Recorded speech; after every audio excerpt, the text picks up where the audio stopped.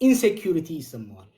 ኢንሴኩሪቲ ማለት እንደ ግለሰብም በስልጣን ላይ በነበሩበት ወቅት ለተደረገ ስህተቶች ለተደረጉ ጥፋቶች በቀል ሊመጣብኝ ይችላል ወይ የሚል ፍራቻ ሌጂቲሜት የሆነ ፍራቻ አላቸው። እንደ ፖለቲካል ኮሚኒቲ እንደ ፖለቲካ ማህበረሰብ ደግሞ ከጎንና ጎን ያሉ ቁርሾች ስላሉ ልገለል ልጠቃ እችላለሁ ወይ የሚል ወደ ኤክስቴንሽን ኢንሴኩሪቲ ኮሌክቲቭ ኤክስቴንሽን ኢንሴኩሪቲ የሚያደርስ ስሜቶች ገና ከመጀመሪያው የተጀመሩ ነበር። ስለዚህ ጋላችሁ ያኔ እኔም አሉላ ምን ከራከር ነበር የነበረን ግን የጋራ አቋም ምን ነበር?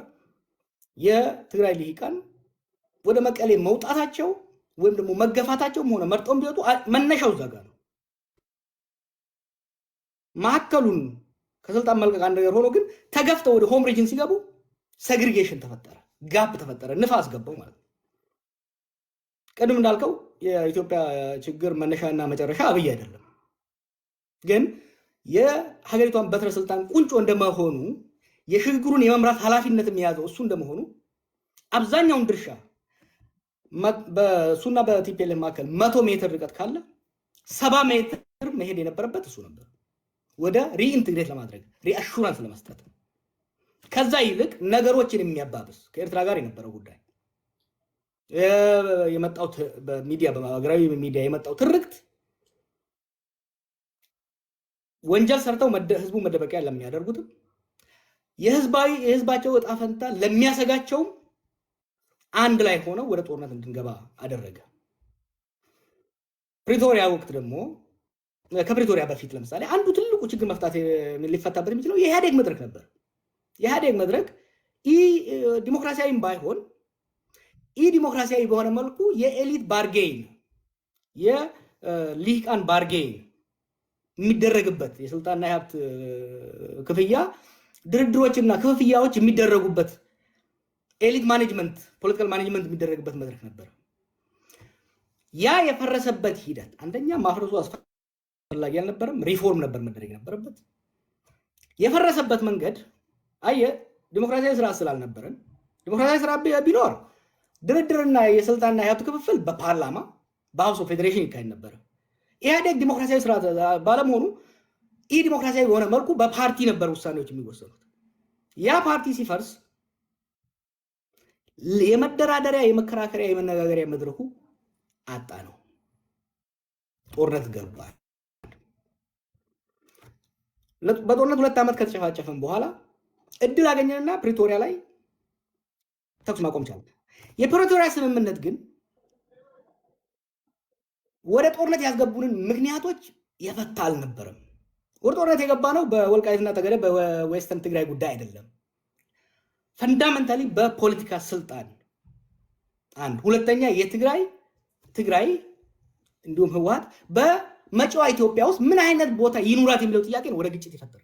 ወደ ግጭት ያስገባን በአብይና እሱ ስልጣን የያዘው ኃይል ወደ መቀሌ ሄደው ህወሓት እንደ መሪነት ግን ከኋላቸው ያለው ኮንስቲትዩንሲም የወደፊት ግንኙነቱ የስልጣንና የሀብት ክፍል የሴኩሪቲ ጉዳይ እንዴት ይሁን የሚለው ነው ወደ ጦርነት ያስገባን። ከጦርነት ፕሪቶሪያ ላይ ግን አደራዳሪዎቻችንም ወይ አልገባቸውም ወይ ሸረኞች ነበሩ። ነገሮችን ከስር መሰረቱ የመፍታት ፍላጎት አላሳዩም።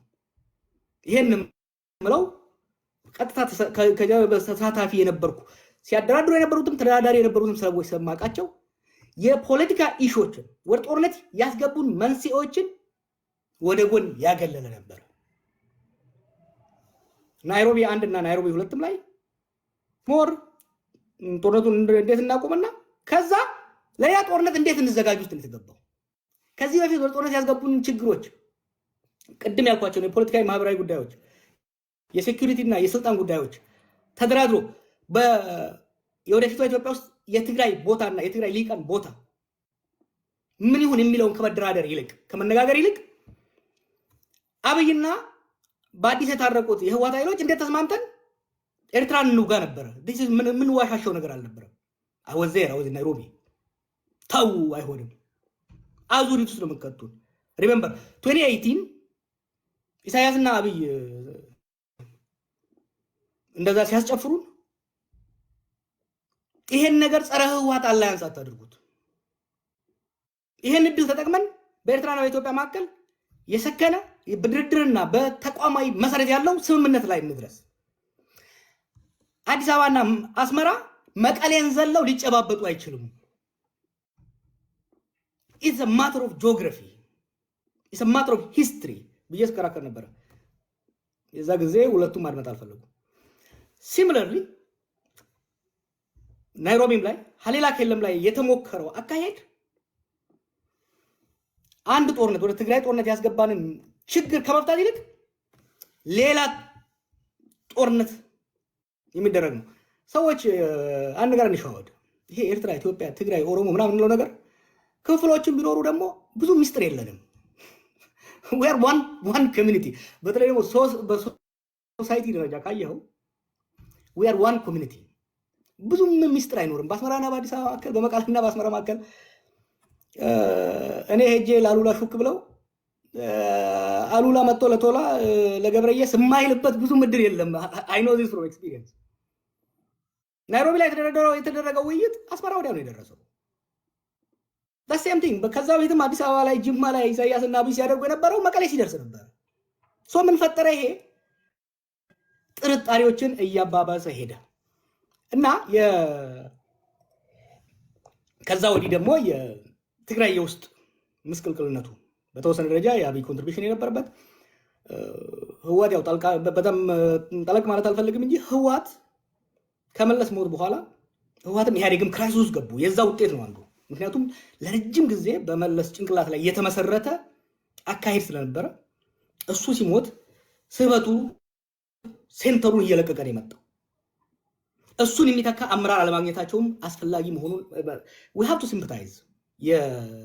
ዝም ብለን ህዋት ዛሬ ያለው ህዋትና የዛሬ 10 ምናምን ዓመት የነበረው ህዋት አንድ አይደለም። የፖለቲካ የማኔጅ ስትራቴጂክ ሊደርሺፕ ችግርም ተፈጥሯል። ከዚሁ ጋር ተያይዞ የጽምዶ ጉዳይ ዛሬ ጽምዶ ይውደም ጽምዶ ይንገስ ብትል ብዙ ለውጥ አያመጣም። እንዴት ነው ወደ ጽምዶ የገባ ነው? ለኔ ጽምዶ 2018 ነው የተጀመረው። ኢትዮጵያና ኤርትራ ወይም ደግሞ ሻቢያና ወያኔ 1991 ደርግ ጥለው ስልጣን ያዙ። ከዛ በኋላ ሀገራዊ ተቋማዊ ኢንስቲትዩሽናል የሆነ የሁለት ሀገሮች ግንኙነት ሳይሆን የሁለት ፓርቲዎች ግንኙነት ነው ያደረጉት። ቢግ ሚስቴክ ነበር። ያ ስላልቆየ ወደ ጦርነት አስገባን። ሁለቱ ፓርቲዎች መቃቃር ጀመሩ። የሁለት ሀገሮች ጦርነት ገባን። ለ20 ዓመት ኢትዮጵያ በነበራት አቅም ኤርትራን ፍሪዝ አድርጋ በማዕቀብ ውስጥ ማቆየት ቻለች። 2018 ለኢትዮጵያም ለኤርትራም እድል ነበረ። ነገር ግን ያን እድል ዘላቂ ሰላምና በትብብር ላይ የተመሰረተ የኢኮኖሚ እድገት ከማምጣት ይልቅ ህዋትን መደቆስ ላይ ያደረግነው። ፕሪቶሪያ ላይስ ህዋትን ይዘን ህዋትና ብልጽግና ሆነው ሻቢያን የመደቆስ ጨዋታ ውስጥ የተገባው። ጽምዶ ዛሬ ላይ ያለውን ትናንትና ደረጃውን የሚናገረውን አብይ የሚናገረውን ነገር ከተናገርን ካየነው ሌተስት ናቸው። መሰረቱ ግን ባክፋየር አደረገ። አብይ የተከተለው ስትራቴጂ ባክፋየር አደረገና ገሚሱ ወይም ደግሞ በአብዛኛው የሚሆነው የትግራይ ሊግ ከህዋት ጋር ሆኖ ወደ ኤርትራ የሄደበት ሁኔታ ነው የምታየው። ለእኔ ጽምዶ ኢስ ዲፌንሲቭ ፓክት። የኤርትራ ኃይልም ከአዲስ አበባ ሊመጣበት የሚችለውን አቅሙ ኢኮኖሚውም ትልቅ የሆነ ጎረቤት ሊመጣበት የሚችለውን ራሱን ለመከላከል ያደረገው ታክቲካል ነው። ጽምዶ ማለት ታክቲካል አላያንስ፣ ታክቲካል ዲፌንሲቭ አላያንስ። ይሄ አላያንስ ምንድነው ይዞ ሊመጣ የሚችለው? ወይ እነ ደብረጽዮን እንደሚሉት አሸንፈው አዲስ አበባ የሚገቡበት፣ ወይ አብይ እንደሚለው ሁለቱንም የሚፈረካከስበት፣ ሶስተኛው ደግሞ ለረጅም ፕሮትራክትድ ጦርነት የምንገባበት እድል ውስጥ ነው የሚከተል። ለዚህ ነው ይሄ ጦርነት እንዳንገባበት መረባረብ አስፈላጊ ነው ብዬ በተደጋጋሚ የምናገረው። የኦሮሞ ጥያቄ ኢቮልቭ አድርጓል። ከዚህ በፊት የነበሩ የቡድን ጥያቄዎች በገሚስ የተመለሱ በገሚስ ያልተመለሱ አሉ። አሁን ደግሞ ኒው ኢመርጂንግ ጥያቄዎች መጥተዋል። ዋት አር ዚስ ኒው ኢመርጂንግ ጥያቄዎች? የኢንተርናል ነው። አሁን ከኦሮሞ ውስጥ የወጣ ኃይል ነው። አትሊስት በአብይ አካባቢ የተሰበሰበው ኃይል ህዝብ እየጨቆነ ያለው ይሄ በኦሮሞ ውስጥም ሀብት ክፍል የኢኮኖሚ ጋፕ ፈጥሯል። በማፊያ የተደራጀው ኃይል በፍጥነት ንብረት ዘርፎ አከማችቷል። ይሄ ሀቭ ኤንድ ሀቭ ኖትስ የዘራፊዎችና የተዘራፊዎች የክላስ ጉዳይ ፈጥሯል ማለት ነው። የኦሮሞ ትግል ከብሔር ትግል ሽፍት እያደረገ በአንድ ደረጃ የሚባለው የክላስ ስትረግል በአማርኛ ረሳሁት፣ የክላስ ስትረግል ውስጥ እየገባን ያለው። ሁለተኛ የኢንዲቪጁዋል ሊብሪቲ የመደብ ትግል ውስጥ እየገባን ያለ ነው። አድቫንቴጅ አለው። አሁን የመደብ ትግል ውስጥ እየገባን ነው። ሁለተኛ የኢንዲቪጁዋል ሊብሪቲ ትዝ ይለኛል ከነብርሃኑ ነጋ ጋር የዛሬ 20 ምናምን ዓመት ስንከራከር የነበረው የቡድን መብት ይሻላል ይበልጣል የግል የምንለው። አሁን የኦሮሞ ትግል የቡድን መብትን ሻምፒዮን እያደረገ የሚመጣበት ለምን እንደ ግለሰብ እየተገደለ እንደ ግለሰብ እየተዘረፈ እየተሰቃየ ስላለ የህግ የበላይነትን የኢንዲቪጁዋል ሊብሪቲን የግሩፕ ጥያቄውን ሳይጥል እየጨመረ የሚመጣበት ሂደት አለ። ይሄ እንደ አድቫንቴጅ አየዋለሁ። አክሮስ ከአማራውም ጋር ከትግራይም ጋር ከደቡብም ጋር ሊያስተባብር የሚችል በተለይ የመደብ ትግሉና የኢንዲቪጁዋል ትግሉ ክሮስ ብሪጅ ለማድረግ እድል የሚሰጥ መሆኑን መጥቀስ ያስፈልጋል። አጠር አድርጌ ለመጨረስ አብይ ሊያስቀራቸው ይችል ነበር ወይ? አጌን የእሱ ተቃዋሚም ቢሆን የሀገሪቷን ችግሮች በሙሉ እሱ ብቻውን ፈጠረ ማለት ፌር አይደለም። ግን የመፍትሄ ቁልፉንም ትልቁን ፕሮባብሊ 70% በሱ እጅ ነበር። እንደዛው ለችግሩም ኮንትሪቢዩት ያደረገው ትልቁን በርደን is with him the buck stops with me አይደለም የሚለው ኦባማ ትልቁን ነገር ማድረግ የቻለው። አብይ ሲመጣ ኃይለ ማርያም ይሆናል ብለው ጠብቀው ነበር። let's be fair እኔ I was there ይሄ ነገር ሲፈጠር አትሳሳቱ። ህወሓቶች እኔ ስታገልባቸው ነበረው። ህወሓቶች መጨረሻ ላይ ሰው እንደሚለው እኮ ሙሉ በሙሉ ተሸንፈው ሳይሆን ባንኩም ታንኩም እንዳላቸው ነው። ከዚህ በላይ መሄድ ለትግራይ ህዝብም ለኢትዮጵያም አይጠቅምም የሚለው ላይ ተስማምተን ነው ማዕከላዊ ስልጣን የለቀቁት።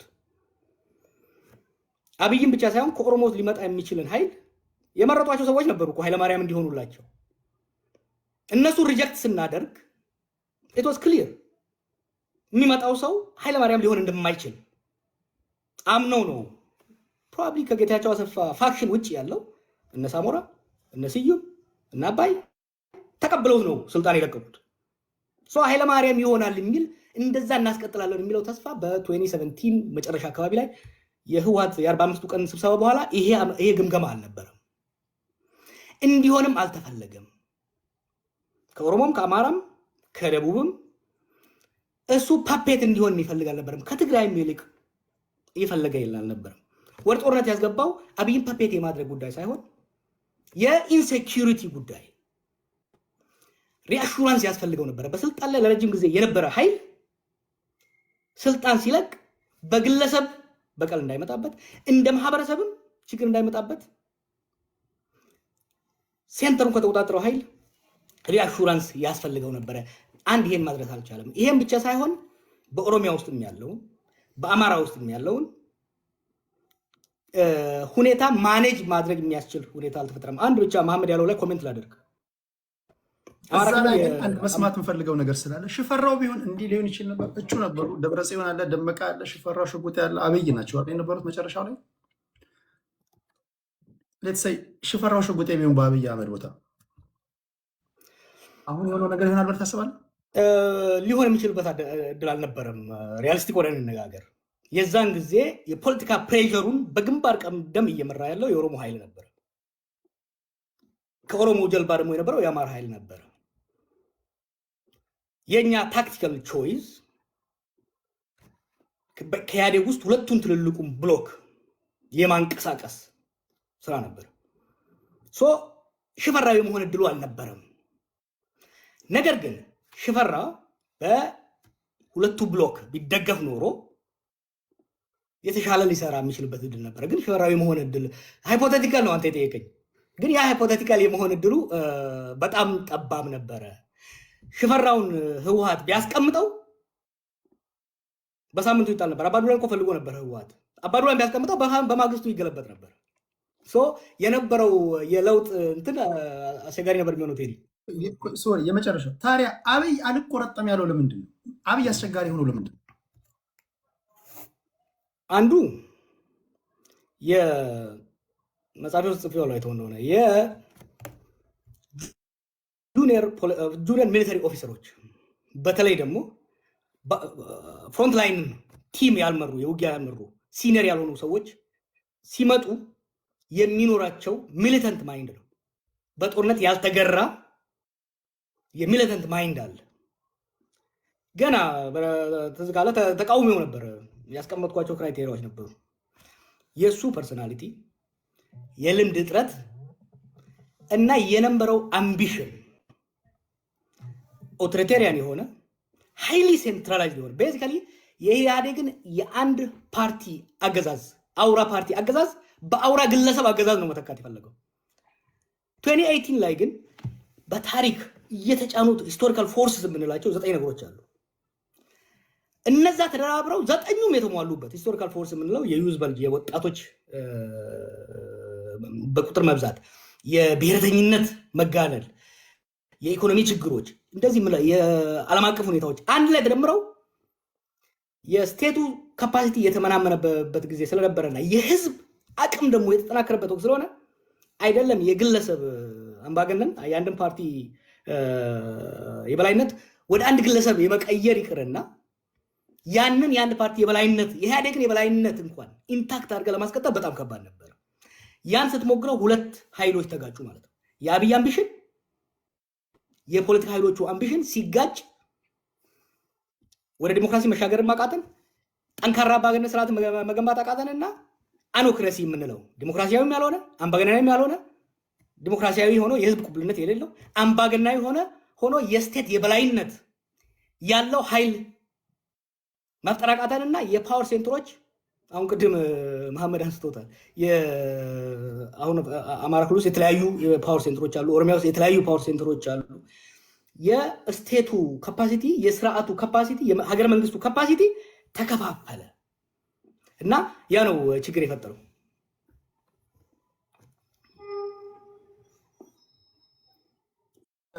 ጨርሳል ጀዋር?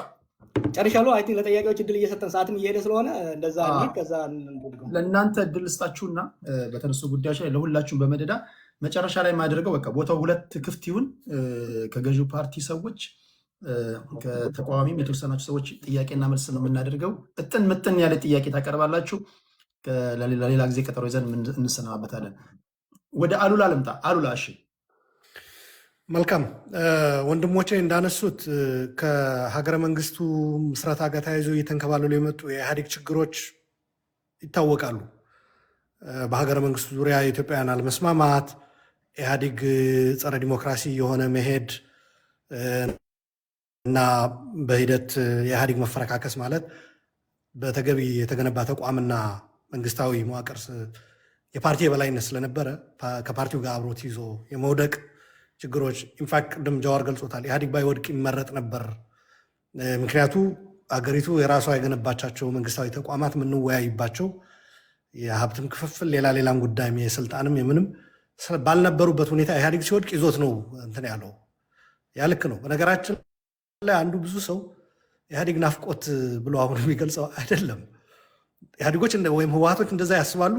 ያስባሉ። በነገራችን ላይ ትግራይ ላይ ሆነው አብሮ ባለመገንባታቸው አብሮ ይዘውት የሄዱ የደህንነትም የምንም ተቋም ካለ እና አሁን የፈጠረው ቫኪዩም አገሪቷ ምስቅልቅል ውስጥ ስትገባ የተቋም ግንባታ ድክመታቸውን ነው የሚያሳየው እንጂ እነሱ አገር ጠባቂ ኖረው የሆነ እነሱ ዞር ሲሉ አገሩ ያለ ጠባቂ ቀረ ነው።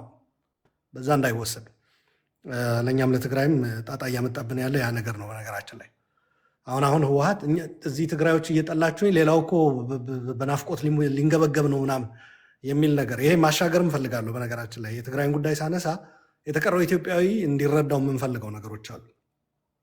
አብይ በትግራይ ላይ የተከተለው አካሄድ እጅግ አውዳሚ፣ በተለይ ኤርትራ መንግስት የጋበዘበት ሁኔታ ጽምዶ አሁን እኔ የምቃወምበት አንዱ ምክንያት ካሁን በፊት የነበሩ ጽምዶዎች አደገኛ ስለነበሩ ነው። አዲስ አይደለም። ትግራይን ለመውጋት የተካሄደ ጽምዶ ልክ ካልነበረ አሁን ሌላውን ለማንበርከክ የፈለገ ኢቭን ብልጽግናም ኢቭን አብይም ቢሆን ልክ ነው ብዬ አላምንም። ብዙ ኃይሎች የሚሳተፉበት በተለይ ደግሞ እያወራን ያለ ነው ውሃ መረጫጨት አይደለም፣ ውጊያ ነው። ጽምዶዎች እኮ በውሃ ሊረጫጩ አይደለም የተሰባሰቡት፣ ሊዋጉ ነው። አንዳንድ ሰዎች ውጊያ ሊያስቀር ነው ጽምዶ ይላሉ። ማለት እንዴት እንደሚያስቡት ግራ ይገባኛል። እንዴት ነው ስላቸው አብይ እኮ ኤርትራና ትግራይ ሊያዋጋ ፈልጎ ነበር። ጽምዶ በመምጣቱ ኤርትራና ትግራይ በዓለም መዋጋት ቀረ። በአማራና ትግራይ እንዲዋጉ ይፈልግ ነበረ። ኖ ጄኔራሎቹ አንዋጋም ስላሉ የስ ቀረ። ነገር ግን ሻዕቢያ ወስዶ ጽምዶ ውስጥ ሲያስገባቸው ወደሱ ይመጣ የነበረ ጦርነት እንዲያስቀሩለት ሌላ ጦርነት እንዲጀምሩ ነው እየፈለጋቸው ያለው። ይህ ማለት ኢትዮጵያ እንዲዋጉ ማለት ነው እርስ በራሳቸው። ካሁን በፊቱ የትግራይም ብዙ ሰው በተሳሳተ መልኩ ይረዳዋል። የኢትዮጵያ ሀብት፣ የኢትዮጵያ ሰው፣ የኢትዮጵያ ዜጋ ያለቀበት ነው። እዛ ሄዶ የተዋጉ ኢትዮጵያውያንም አልቀዋል። ከዛ በኋላ ደግሞ የቲዲኤፍ ወደ አማራና ወደ አፋር በገባበት ጊዜ እዛ ላይ ብዙ ውድመት ተፈጽሟል። የኢትዮጵያ ሀብት ነው እዛ ላይ የሚወደመው። ሻዕቢያን የሚያዩበት መነጽር ብዙ ሰዎች የተሳሳተ ነው የምለው ለዚህ ነው። እኛ እርስ